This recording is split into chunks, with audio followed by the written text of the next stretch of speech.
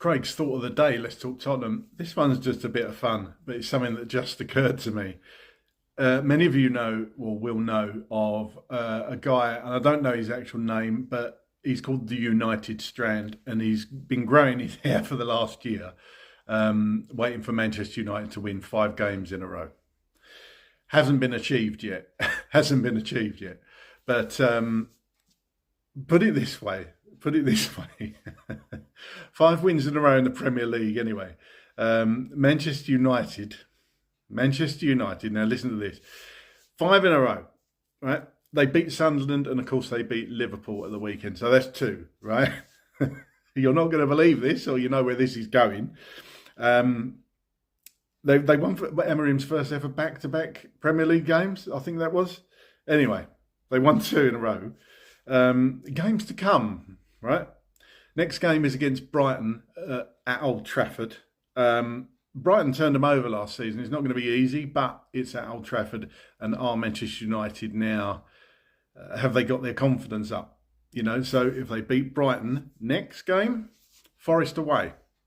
New manager bounce, going to be difficult for them, but Forest away. Forest have been pretty dreadful this season, as we all know. Ange Postecoglou got the sack over it. Anyway, let's assume United win against Brighton and Forest. So they've won 4. 5th game to win that 5. Guess who it's against? I'll give you 2 seconds. You probably only need 1.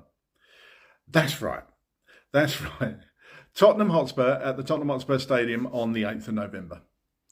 So if Man U win 4, that 5th game comes against Spurs on the 8th of November. And that guy, the United Strand, will have a chance to cut his hair.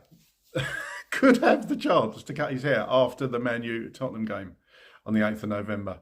Look, it might not even get to that. They might slip up against Brighton, or if they get through that game, they could slip up against Forest.